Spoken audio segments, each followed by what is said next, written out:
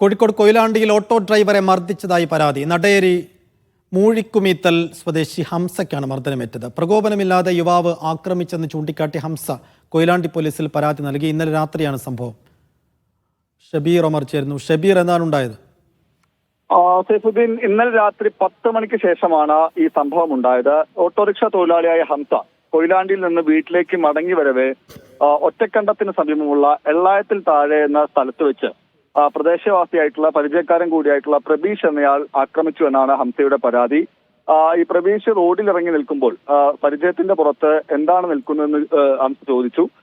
തുടർന്ന് അസഭ്യം പറയുകയും ആക്രമിക്കുകയുമായിരുന്നുവെന്നാണ് ഹംസ കൊയിലാണ്ടി പോലീസിൽ നൽകിയ പരാതിയിൽ പറയുന്നത്. ഇയാളുടെ യുവാവിന്റെ കയ്യിലുണ്ടായിരുന്ന ചാവി ഉപയോഗിച്ച് മുഖത്തടക്കം കുത്തി പരിക്കേൽപ്പിച്ചു. ഒപ്പം തന്നെ ക്രൂരമായി മർദ്ദിക്കുകയും ചെയ്തു. തുടർന്ന് അടുത്തുള്ള വീട്ടുകാരെത്തിയാണ്, ശബ്ദം കേട്ട് അടുത്തുള്ള വീട്ടുകാരെത്തിയാണ് തന്നെ രക്ഷിച്ചതെന്നും ഹംസ പറയുന്നുണ്ട്.